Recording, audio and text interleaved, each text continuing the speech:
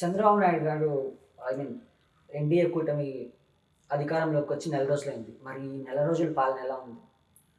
నెల రోజుల పాలన ఎలా ఉందంటే, ఇక్కడ అన్నీ మీరు ప్రమాణ స్వీకారం రోజు ఒక ఒక పెద్ద పత్రికలో ఒక కార్టూన్ వచ్చింది. మీరు అబ్జర్వ్ చేస్తే.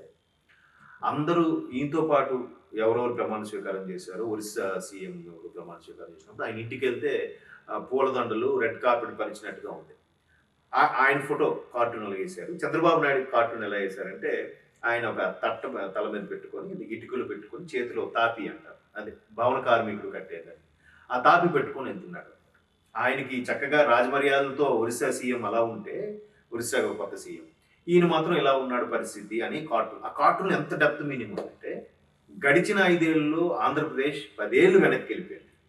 ఒక పెట్టుబడి లేదు, ఒక ప్రాజెక్ట్ లేదు, ఒక అభివృద్ధి లేదు, ఒక సరైన రోడ్డు లేదు, ఏది లేదు. అంటే వాళ్ళు నిజంగా జగన్మోహన్ రెడ్డి గారికి గత ప్రభుత్వంలో ఎవరు సజెస్ట్ చేశారో, ఎవరు సలహాలు ఇచ్చారో, ఎవరు సూచనలు ఇచ్చి మీకు ఎందుకన్నా మాకు ఓన్లీ పథకాలు వీళ్ళుంటే చాలు మనం గెలిచేస్తాం, ఆడవాళ్ళు ఓట్లు పడినా చాలు మనం గెలిచేస్తాం అనుకున్నారో, లేదంటే కేవలం ఆంధ్రప్రదేశ్లో ఆడవాళ్ళే ఓటర్లుగా ఉన్నారు, మిగతా ఎవరు లేరు అనుకున్నారో తెలియదు, కానీ గుడ్డిగా దాని మీద వెళ్ళిపోయారు. సో ఏమైంది, ఒక్కసారిగా ఒక రెవల్యూషన్.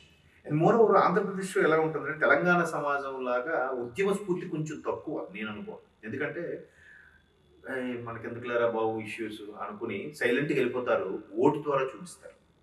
సో అదే చూపించారు.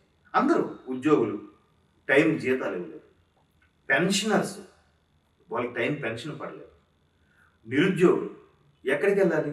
2019 నుంచి రిలీవ్ అయినోడు 19లో 1,00,000 మంది రిలీవ్ అయ్యారు, 20లో 1,00,000, 23 2 1 అలా ఈ 5 ఏళ్లలో కనీసం ఒక 20 లక్షల మంది రిలీవ్ అయి ఉంటారు. నేను చెప్పేది ఓన్లీ గ్రాడ్యుయేషన్ వాళ్ళు, అది కాక మళ్ళీ అంటే ప్రొఫెషనల్ కోర్స్ వాళ్ళు, బీటెక్ వాళ్ళు, పీజీ ఇవన్నీ వీళ్ళందరూ ఎక్కడికి వెళ్తారు ఉద్యోగాలకి? అందరికీ గవర్నమెంట్ ఉద్యోగాలు గుర్తొచ్చింది. ఒక్క జాబ్ మేళని ప్రకటించారు లేదు. అంటే ఇవన్నీ లోటుపాట్లు చెప్పుకుంటే ఒక చిత్తగుప్తుడి చిట్ట అవుతుంది. గవర్నమెంట్ ఉద్యోగాల గురించి మనం మాట్లాడుకుంటే లెట్ మీ ఫినిష్, వస్తాను అక్కడికి. ఈ గవర్నమెంట్ ఉద్యోగాలు లేవు, ప్రైవేట్ ఉద్యోగాలు లేవు, ఇంకే ఎలా బతుకుతారు వాళ్ళు? అంటే వాలంటీర్లు తీసేస్తే అది ఉద్యోగాల, సెక్రటేరియట్ పోస్టులు, సచివాలయ ఉద్యోగులు తీస్తే అది పోస్టుల. ఇవన్నీ పక్కన పెడితే ఒక జాబ్ మేళా లేదు, ఏమీ చేయలేదు, ఒక అభివృద్ధి లేదు. ఒక కాంట్రాక్టర్ ఎలా బతకాలి? వాడు ఏదో టెండర్ వేసుకొని వాడికి పలానా రోడ్డో లేదా చిన్న కల్వర్టో చిన్న కానానో కట్టడం ఏదో ఛాన్స్ ఇస్తే వాడు టెండర్ వేస్తాడు, వాడికి డబ్బులు ఇస్తే వాడు ఒక 10 మందికి, ఒక మేస్త్రికి కూలీలకి పెట్టి చేస్తాడు. వీడు అంటే ఎప్పుడైనా సరే చైన్ ప్రాసెస్. ఆ పని స్టార్ట్ అవడం వల్ల కాంట్రాక్టర్, ఈవెన్ ఆ కాంట్రాక్ట్ ఏరియాలో ఉండే ప్రజాప్రతినిధి కూడా బతుకుతాడు ఇండైరెక్ట్గా. ఎందుకు బతుకుతాడంటే, అరే బాబు నీకు ఆ కాంట్రాక్ట్ ఇప్పించాను, నువ్వు పార్టీ ఫండ్ ఎంతో ఇవ్వు, లేదా మా ఓడికి ఒక పార్ట్నర్షిప్ ఇవ్వు, లేదా మా ఓడికి పని కల్పించు అని చెప్తాడు ప్రజాప్రతినిధి. ప్రజాప్రతినిధి ఎందుకు మీరు అనొచ్చు, ప్రజాప్రతినిధి అలా ఎందుకు ఉంటారంటే, మళ్ళీ నెక్స్ట్ ఎలక్షన్స్కి వాళ్ళు డబ్బులు ఖర్చు పెట్టాలి. వాళ్ళు డబ్బులు ఎక్కడి నుంచి వస్తాయి చెప్పండి ప్రజాప్రతినిధులు? మన రోజా గారి మీద పాపం స్కామ్ అని అంటున్నారు, 100 కోట్ల స్కామ్ అని. మరి ఆవిడ ఎలా బతుకు? ఇప్పుడు మొన్న ఎలక్షన్స్ ఖర్చు పెట్టాలి, ఆవిడ ఎలా బతుకుతుంది చెప్పండి? పాపం నాకైతే జాలేసింది, అంత స్కామ్ అన్నారు కదా. ఇప్పుడు కొడాలి నాని అన్నారు, కొడాలి నాని గారు కూడా ఏదో కబ్జాలు ఇళ్ల గురించి స్కామ్ చేశాడు అన్నారు. మరి ఆయన ఎలా బతుకుతాడు? ఆయన నెక్స్ట్ ఎలక్షన్స్కి ఒక 50 కోట్లు ఖర్చు పెట్టాలంటే ఎక్కడి నుంచి వస్తాయి? ఈయన వాళ్ళ ఆయన అధినేత ఒక ప్రాజెక్ట్ లేదు, ఏమీ లేదు. అందుకే ఒక ప్రాజెక్ట్ వచ్చిందంటే ప్రత్యక్షంగా ఒక 1000 మంది బతికితే పరోక్షంగా ఒక 2000 మంది బతుకుతారు. దానికి సంబంధించి మళ్ళీ ఆమ్యాములు ఉంటాయి, ఆ ప్రాజెక్ట్ ఇవ్వడానికి ఇవన్నీ ఉంటాయి. చాలా ఇప్పుడు సినిమాలో కూడా మనం చూస్తున్నాం కదా, ఏ లేదబ్బా నీకు ఆ ప్రాజెక్ట్ శాంక్షన్ చేస్తా, 20% నాది, మిగతా అన్ని నువ్వే చూసుకో అంటాడు. అలాగే సార్, మీరు జస్ట్ నాకు ఎవరో పెర్మిషన్ ఇప్పిస్తే చాలు సార్ అంటాడు బిజినెస్ మ్యాన్ కదా. దానివల్ల ఊర్లో ఉన్న ఉద్యోగులు ఇవన్నీ వస్తాయి కదా. ఇవన్నీ లేనప్పుడు ఆ రాజకీయ నాయకుడిని ఎలా బతుకుతారు చెప్పండి? అందుకు పాప వాళ్ళు స్కామ్లు చేసేలా చేయరు వాళ్ళు.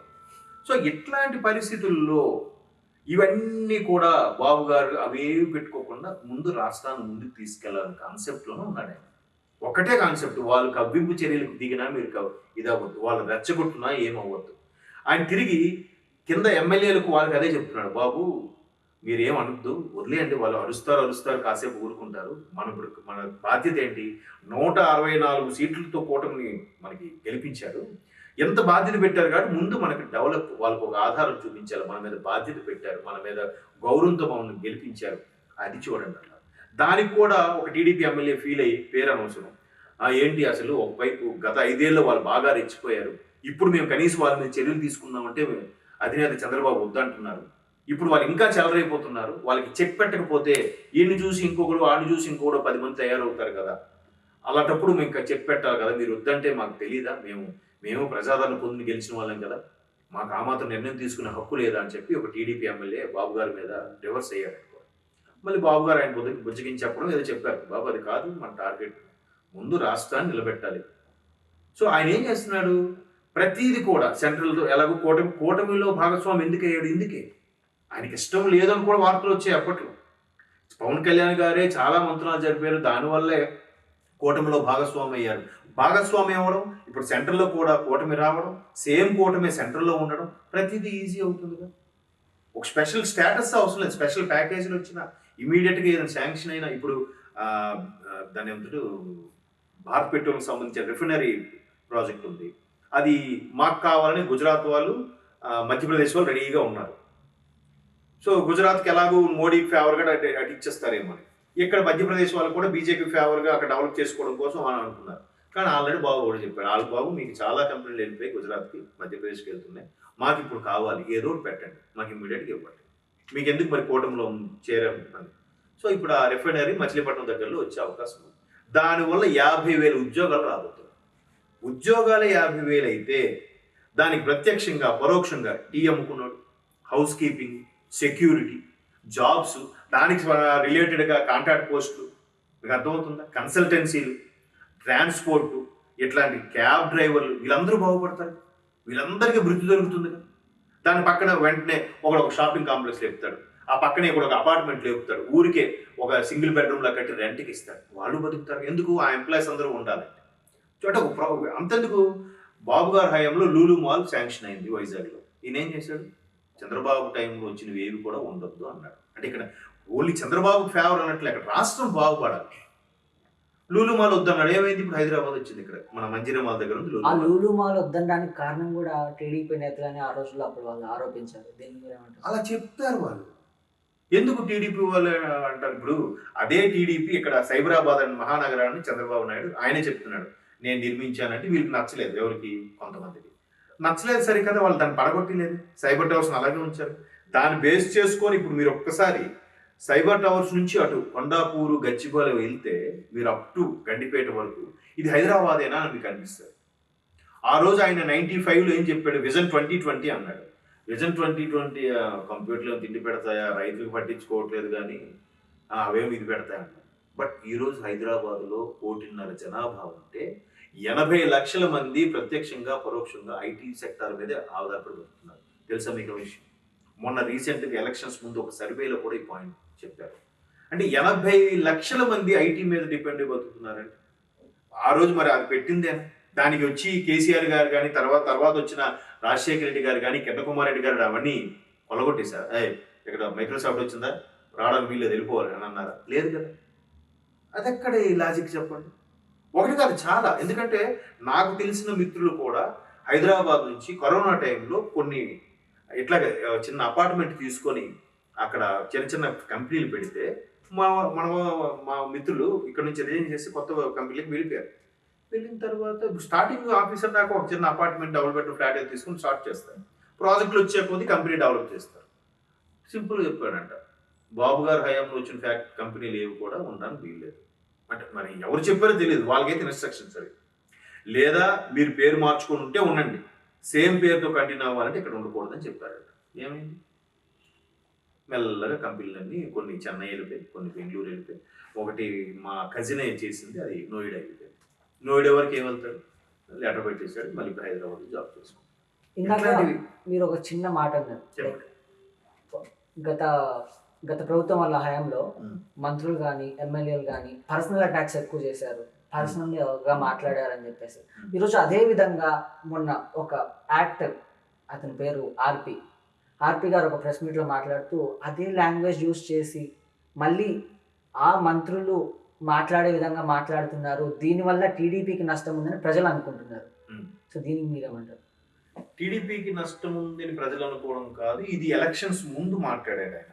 అంటే కిర్రా కార్పీ అని చెప్పి రీసెంట్ గా మళ్ళీ ఇంకో ప్రెస్ మీట్ పెట్టాడు. అదే ఇప్పుడు దీనికి ఒక చిన్న ఎగ్జాంపుల్ చెప్తాను. ఆర్పి అలా మాట్లాడడం అనేది సరికాదు అనుకున్నాం కాసేపు. కరెక్ట్ కాదు కూడా, ఎందుకంటే ఆ కల్చర్ అలవాటు చేసేస్తున్నారు, రుద్దేస్తున్నారు అనవసరంగా. ఇప్పుడు గతంలో కూడా ఇలాగే మాట్లాడి ఇప్పుడు ఇలా మాట్లాడదాం అంటే ఒప్పుకోవట్లేదు. ఎవరు? చంద్రబాబు నాయుడు గారు ఒప్పుకోవట్లేదు, పవన్ కళ్యాణ్ గారు కూడా ఒప్పుకోవట్లేదు. వద్దు, వాళ్ళ కవ్వింపు చర్యలకు వెళ్ళొద్దు అంటున్నారు. మొన్న రీసెంట్గా మా ఫ్రెండ్ ఒకడు ఉత్తరాంధ్రలో ఒక జిల్లాకు చెందిన వ్యక్తి. అయితే తను ఏం చేశాడు, గత 5 ఏళ్ళు ఎవరైతే వైసీపీ వాళ్ళు ఎదురుగా కాలరు ఎగరేసి తిరిగాడో వాడు టీడీపీ వాడు ఏం చేశాడంటే, వీళ్ళు మన హయాం కదా అని చెప్పి వీళ్ళు కూడా కాళ్ళు ఎగరేసి తిరుగుతున్నారు. వీళ్ళు అది తట్టుకోలేక, అరే ఒక్కసారి ఇట్లా ఉంది పరిస్థితి, వీళ్ళు మా మీదకి అజమాయిషి ఏంటి అని వైసీపీ వాళ్ళు అందరూ ఏం చేశారు, ఆ స్థానిక ఎమ్మెల్యే దగ్గరికి వెళ్ళారట.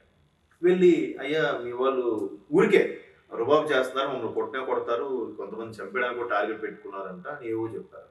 చెప్తే ఆయన, అవే పెట్టుకోకుండా ఏం కాదు, మీరు వెళ్ళండి, మీ నాయకుడు అలా చేశాడు, మీరు అలా చేయరు కదా, జగన్మోహన్ రెడ్డి గారి మీద మా అందరికీ కోపం ఉంటే ఉండొచ్చు కానీ మీ మీద ఎందుకు ఉంటుందా అని చెప్పి ఆ స్థానిక ఎమ్మెల్యే నచ్చని పంపించాడు. పంపించి తర్వాత బయటకు వచ్చి వైసీపీ కార్యకర్త ఏం చెప్తున్నారంట, ఎమ్మెల్యే గారు మమ్మల్ని రమ్మన్నారు, పిలిచి ఒక్కొక్కటి దగ్గర డబ్బులు డిమాండ్ చేస్తున్నారు, ఇవ్వకపోతే మిమ్మల్ని ఊర్లో లేకుండా చేస్తానంట అని చెప్పి రివర్స్లో బ్యాడ్ ప్రోపగాండా చేస్తున్నారు. ఇప్పుడు ఆ టీడీపీ కార్యకర్త ఏమంటాడు, చూడరా పోన్లేని ఊరుకుంటుంటే వాళ్ళు రివర్స్ గేర్ చేస్తున్నారు, ఇప్పుడే మళ్ళీ స్టార్ట్ చేశారు వాళ్ళు. ఇప్పుడు కొడాలని అంటున్నారండి, మంత్రిగా ఉన్నప్పుడు గవర్నమెంట్ ఉన్నప్పుడు నా బొచ్చు కూడా ఎవరు పేకలేడు అని అన్నాడు. మొన్న ఓడిపోయిన తర్వాత కూడా అదే డైలాగ్ అంటున్నాడు. ఇప్పుడు చెప్పండి, ఎవరు ప్రభుత్వం ఉంది, ఎవరు ప్రభుత్వం లేదు? మరి ఇలాంటి వాటికి సమాధానం చెప్పడానికి కిర్రాకు ఆర్పి లాంటి ఒక్కలైనా ఉండాలి. అలాంటి చెప్తాను వస్తాను. ఇప్పుడు రాజా సింగ్ ఉన్నారు, ఓల్డ్ సిటీ తెలుసు కదా, గోషామహల్ ఎమ్మెల్యే గారు. ఆయన మాట్లాడుతుంటే కొంతమంది వాళ్ళేదో మాట్లాడారని మనం కూడా అలా మాట్లాడతామా అని అంటారు. ఒక వ్యక్తి పబ్లిక్గా పోలీసులందరినీ పక్కకు పెడితే నేను అందరినీ ఓచకోత కోసేస్తా, హిందువులందరినీ చంపేస్తాడని అన్నారు. ఒక్కడికైనా పోలీసులు ఒక్కడైనా మాట్లాడాడు? ఒక్కడైనా కూడా ఖండించాడా? లేదు కదా. ఈ ఖండించిన ఒక్క వ్యక్తిని పట్టుకొని ఇలా మాట్లాడక, వాడేదో మాట్లాడని మీరు మాట్లాడితే వాడికి మనకి తేడా ఏంటి, వాడేదో మనం మనుషులం, ఇవన్నీ ఏది రెండో వాడు ఖండించినప్పుడు. మరి మొదటి మాట్లాడినప్పుడు మేము మనుషులం, మనకు మానవత్వం ఉంది అని అప్పుడు మాట్లాడితే, మీరు అడగబోయే క్వశ్చన్కి నా లాజిక్ అర్థమైందా? ఇప్పుడు కొడాలి నాని కూడా రాళ్ళు రువ్వుతూ, ఆయన ఇంటి మీద గుడ్లు రువ్వుతూ, టమాటాలు వేసులు కొడుతూ వెళ్ళారు టీడీపీ వాళ్ళే వెళ్ళారు. ఆ రోజు కౌంటింగ్ రోజు ఈవినింగ్, నెక్స్ట్ డేనే వెళ్ళారు. వెంటనే నిజంగా ఆయన అంత ప్రజాదరణ ఉన్న వ్యక్తి, అంత వైసీపీ ఆదరణ ఉన్న వ్యక్తి అయితే, వైసీపీ కోసం అంత బాగా పాకులాడే కార్యకర్తలు ప్రజలే ఉంటే, మరి ఆయన కొట్టడానికి వెళ్ళినప్పుడు వెంటనే ఆయన చుట్టూ కౌచలగా వైసీపీ కార్యకర్తలు, వైసీపీ అభిమానులందరూ వచ్చి కొమ్ము కాయాలిగా. ఏడు మరి అప్పుడు ఆయన ఎక్కడికి వెళ్ళాడు? ఎందుకు దాక్కున్నాడు? ఆయన దాక్కున్నాడు లేదు తెలియదు, బయటకైతే రాలేదని వార్తలు వచ్చాయి కదా, చూసాం కదా మనం కూడా. వీళ్ళు రాళ్ళు రువ్వడము చూసాము, ఆయన బయటకు రాకపోవడము చూసాము. మళ్ళీ ఒక వారం రోజులు 10 రోజుల తర్వాత బయటకు వచ్చి నా బొచ్చు పోకలేరు అన్నట్టుగా మాట్లాడుతున్నాడు ఆయన. మరి ఇప్పుడు ఏం చేయాలి? ఇప్పుడు ఎవరు ప్రభుత్వం ఉంది? కొడాలి ప్రభుత్వమే ఉందా? మరి ఇదే గత 5 ఏళ్లలో టీడీపీ వాళ్ళు ఎవరైనా ఇలా మాట్లాడిన సందర్భాలు ఉన్నాయా? చెప్పండి.